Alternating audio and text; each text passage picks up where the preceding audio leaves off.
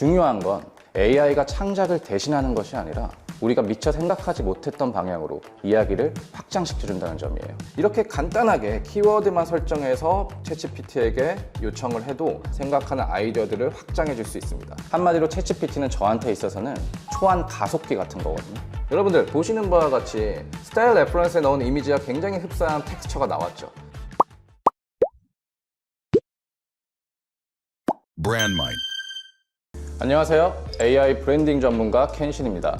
먼저 제 소개를 간략히 드리면 저는 영국 런던 예술대학교에서 광고 디자인학을 전공하고 연세대 커뮤니케이션 대학원에서 디자인학 석사, 영상예술학 박사학위를 받았습니다. 현재는 연세대 언더우드 국제대학 겸임교수로 AI 브랜딩 강의를 하고 있고 동시에 브랜드마이트라는 AI 교육 플랫폼의 대표로 AI 콘텐츠 제작 그리고 브랜딩 교육을 진행하고 있습니다.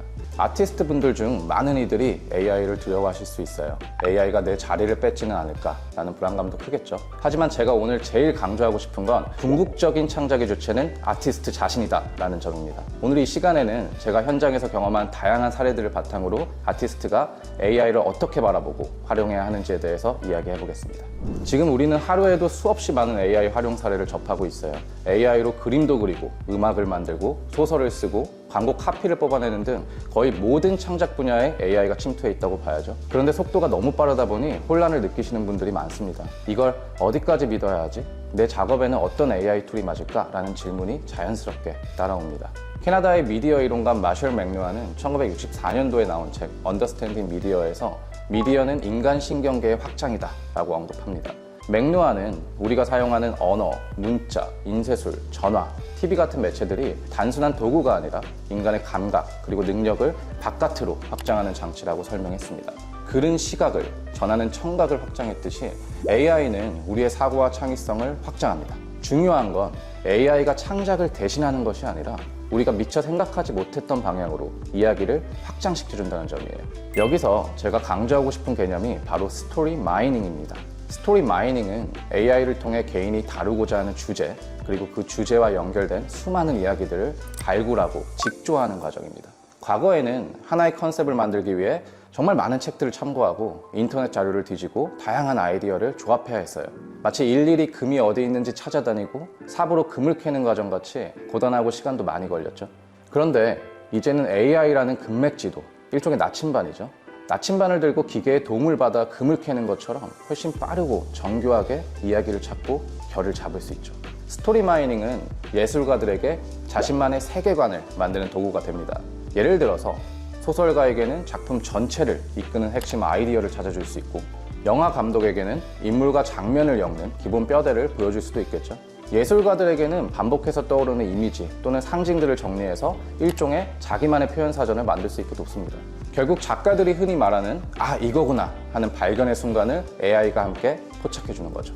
예를 들어 한 소설가가 잃어버린 도시라는 모티프를 던져놓고 AI를 통해 수십 가지 문명, 설화, 과학적 가설을 마주할 수도 있겠죠. 예술가는 빛과 그림자라는 주제를 입력해서 AI가 뽑아낸 수많은 회화적, 신화적 이야기를 통해 자신만의 새로운 화풍을 구현할 수도 있고요. 이런 식으로 스토리 마이닝은 단순한 아이디어 뽑기가 아니라 작가가 구축하는 고유의 언어, 세계, 상징 체계 등을 위한 발굴 작업이라고 볼 수 있습니다. 예전에 챗GPT를 활용한 스토리 마이닝의 과정을 프롬프트로 개발한 적이 있었는데요. 오늘 한번 공개해 보겠습니다. 자, 시작 부분에서 보시면은 너는 브랜드 스토리를 기획하고 스토리를 바탕으로 네이밍과 로고를 만들어내는 창의적이고 혁신적인 디자이너야. 이렇게 역할 부여를 해주죠. 이걸 바탕으로 이제 연상 단어를 생성하고 브랜드 스토리를 생성하고 영어 네이밍 거기에다가 브랜드 철학까지 다 녹여내고요. 로고 디자인까지 시각화하는 작업이라고 보시면 될 것 같아요. 제품 서비스 이 파트에 비누와 관련된 브랜드를 여러분들께서 브랜딩 하려고 해요. 비누라고 써놓고요.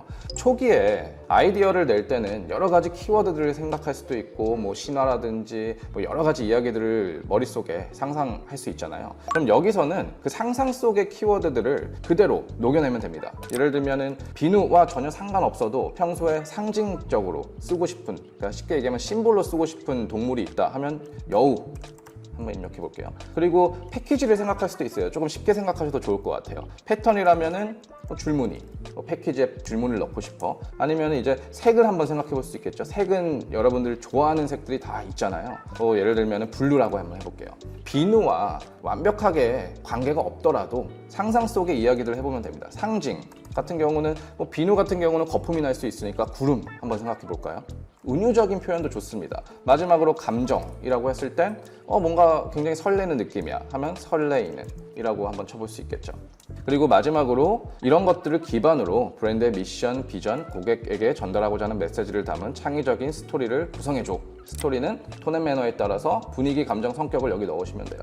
예를 들어서 동화 같고 신비로운 느낌이 들도록 구성해줘. 이렇게 간단하게 키워드만 설정해서 챗GPT에게 요청을 해도 적어도 여러분들이 상상 속에서 생각하는 아이디어들을 확장해 줄 수 있습니다. 쉽게 얘기해서 힌트를 줄 수 있다는 거예요. 그러면은 이거를 그대로 챗GPT로 한번 복사해서 가져가 볼게요. 방금 전에 제가 썼듯이 비누라는 핵심 주제, 브랜드라고 할게요. 비누와 관련된 브랜드에 있어서 이런 키워드 5가지를 넣었고요. 자, 이걸 쳐본다면은 참고로 챗GPT5를 사용하고 있고요. 사실 챗GPT가 아니어도 퍼플렉시티라든지 클로드라든지 다양한 AI 툴들이 있는데 챗GPT가 편한 이유는 아무래도 이 프롬프트 같은 경우에는 로고를 생성하는 데 있어서 그 앞단의 스토리를 기획하고 시각화, 로고 시각화까지 가기 때문에 챗GPT를 활용하고 있습니다.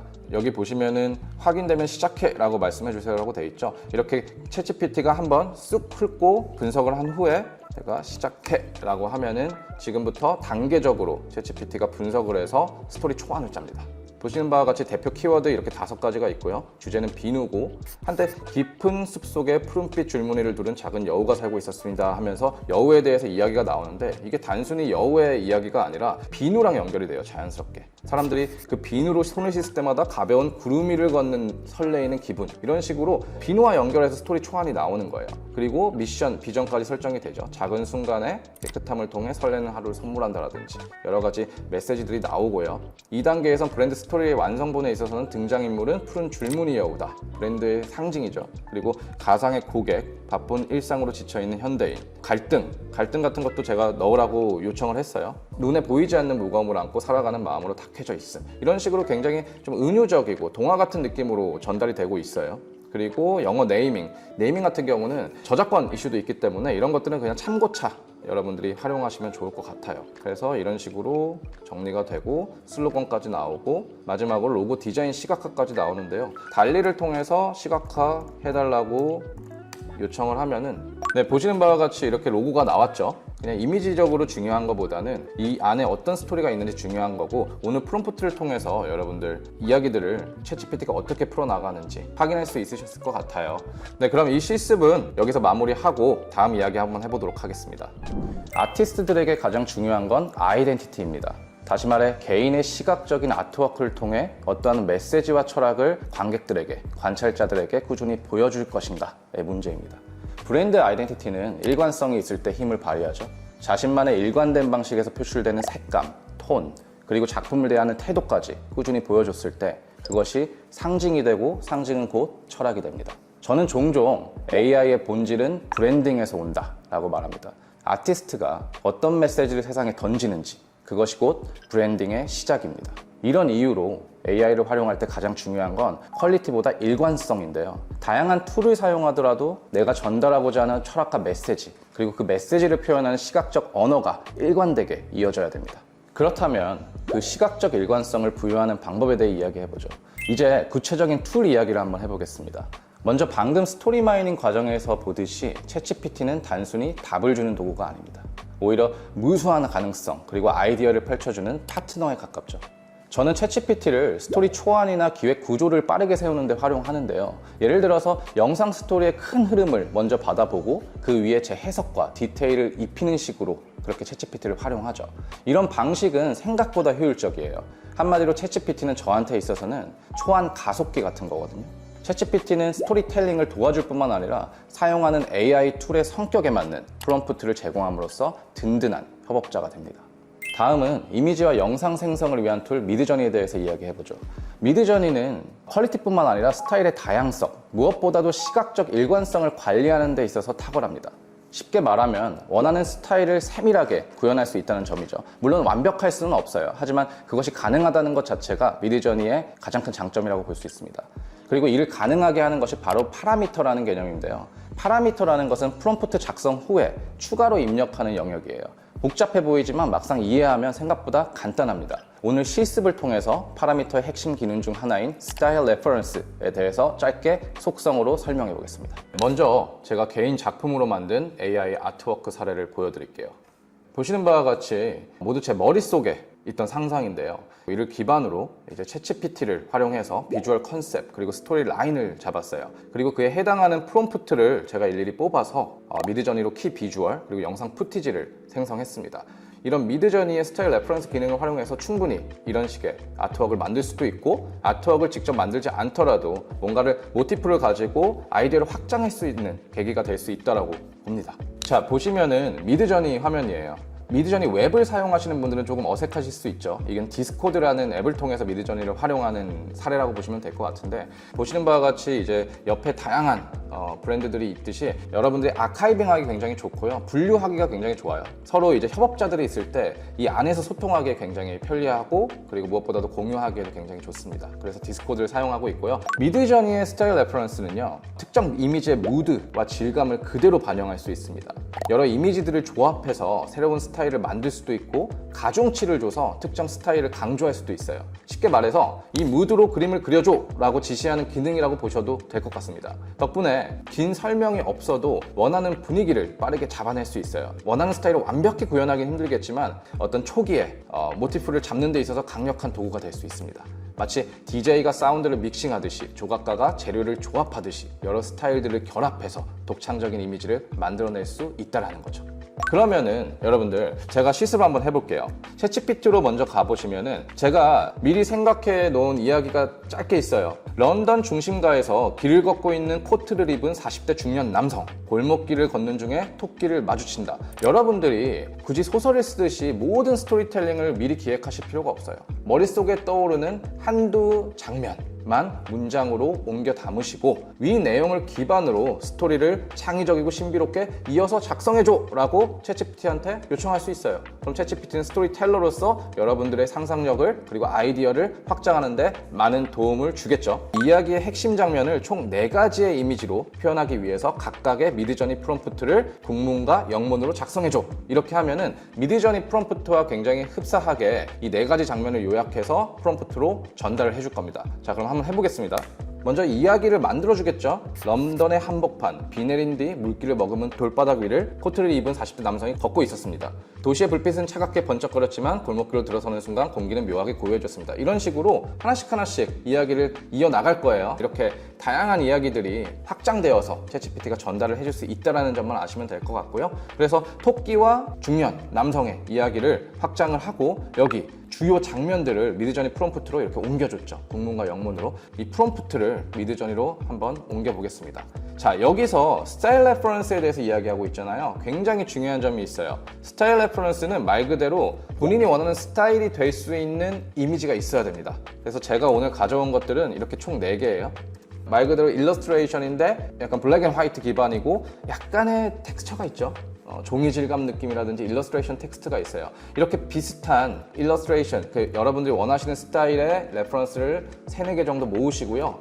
이거 자체를 미드저니로 가지고 와 보겠습니다. 이렇게 드래그를 해서 미드저니로 우선 이미지를 넣고요. 그 챗GPT에서 복사한 프롬프트를 여기에 넣어 보겠습니다. 아스펙트 레이시오, 이거는 파라미터에서 기본적으로 그 비율을 나타내는 거고요. 자, 이제 들어가야 되는 게 스타일 레퍼런스예요. SREF, 스타일 레퍼런스의 약자입니다. 스타일 레퍼런스를 입력을 하고요. 이렇게 앵글 브라켓이라고 하죠. 괄호를 넣어서 원하는 스타일 레퍼런스의 이미지를 드래그해서 넣습니다. 이렇게 스타일 레퍼런스 한 2개 정도만 넣어볼게요. 스타일 레퍼런스의 가장 큰 장점은요, 스타일 레퍼런스를 하나만 넣는 게 아니라 여러 개를 넣어서 블렌딩을 해서 여러분들이 원하는 결과를 나타낼 수 있는 건데, 한번 보겠습니다. 스타일 레퍼런스 2가지 넣었고요. 아까 나왔던 주요 장면 중에 하나 제가 한번 보겠습니다. 네, 나왔죠. 비가 오는 거리에서 미들 에이지 맨이 코트를 입고 움직이는 씬이에요. 여러분들 보시는 바와 같이 스타일 레퍼런스에 넣은 이미지와 굉장히 흡사한 텍스처가 나왔죠. 많은 아티스트 분들이 자기만의 색깔이 있고 본인이 추구하는 질감이라든지 표현 방식들이 있는데 본인의 작품을 레퍼런스로 삼아서 여기에 넣는다면은 실제로 머릿속에 있는 상상 속에 있는 이야기들을 먼저 이미지로서 볼 수 있겠죠. 그렇기 때문에 이 스타일 레퍼런스 기능은 브랜딩 하는 분들뿐만 아니라 마케터 분들뿐만 아니라 아티스트 분들도 활용할 수 있다고 저는 생각을 합니다. 그래서 제가 하나만 더 토끼가 등장하는 씬, 토끼는 어떻게 나올지 한번 보겠습니다. 똑같이 프롬프트를 넣고 아스펙트 레이쇼 16대 9에 스타일 레퍼런스 아까 그대로 넣어보겠습니다. 그럼 첫 번째 나왔던 이미지와 얼마나 비슷한 스타일로 나오는지 한번 보실게요. 이렇게 이미지들이 쌓이면은 비슷한 느낌으로 시각적 일관성을 주기 때문에 나중에 영상 푸티지를 만들고 그것을 다시 편집할 때 하나의 연결되는 애니메이션으로도 만들 수 있다는 거죠. 특히 디지털 아티스트 분들은 충분히 그 우연성 또는 제가 말하는 생성적 변동성이라고 하는데 그 변동성을 오히려 모티브로 삼아서 다양한 스토리 확장, 아이디어 확장을 할 수 있다는 점입니다. 한번 보실게요. 이것도 마찬가지죠. 토끼를 만나는데 굉장히 몽환적이고 신비로운 톤으로 보이는데요. 이런 것들도 이제 텍스처만 보면은 아까 나왔던 이미지와 굉장히 비슷한 결의 일러스트라고 볼 수 있을 것 같아요. 그럼 여기서 제가 하나만 선정을 해서 5초짜리 영상 만드는 것까지 한번 보여드리겠습니다. 영상 같은 경우는 디스코드에서 아직 안 되는 것으로 알고 있어요. 저도 그래서 미드저니 웹 버전을 활용하는데요. 여기서 업로드를 하나 해볼게요. 방금 전에 뽑았던 중년 남성이 토끼와 마주치는 이미지를 이렇게 스타팅 프레임에 넣고요. 저는 오늘은 실습이기 때문에 빠르게 가기 위해서 프롬프트를 따로 넣진 않을게요. 그럼 랜덤으로 영상을 만들어 주는데요.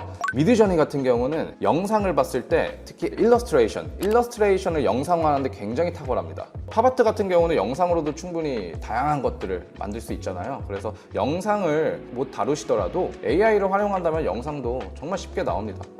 네, 나왔습니다. 지금 프롬프트를 따로 작성하지 않았기 때문에 제가 원하는 방식대로 나오지 않을 수 있지만 프롬프트를 같이 쳐서 영상을 만드신다면 훨씬 더 자연스럽고 원하는 방향으로 영상이 나올 수 있어요.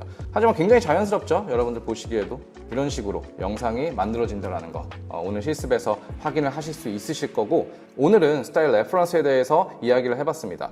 네, 오늘 이야기 도움이 되셨을까요? 이렇듯 AI는 예술가를 대체하는 도구가 아닙니다. 오히려 반복적이고 시간이 많이 드는 과정을 대신해주는 파트너로 볼 수 있겠죠. 우리는 그만큼 본질적인 고민, 즉 스토리와 메시지, 상징과 철학에 대해 더 많은 시간을 쓸 수도 있습니다. 오늘 제 이야기가 여러분이 AI와 친해지는 첫 단추가 되기를 바랍니다. 두려움 대신 호기심으로, 시행착오 대신 실험으로 AI에 접근해 보시길 바랍니다. 마지막으로 브랜드마이트 공식 사이트 또는 유튜브 채널로 오시면 AI에 대한 더욱더 다양한 지식 그리고 사용법을 얻으실 수 있습니다. 감사합니다. 이상 켄신이었습니다. Brandmite.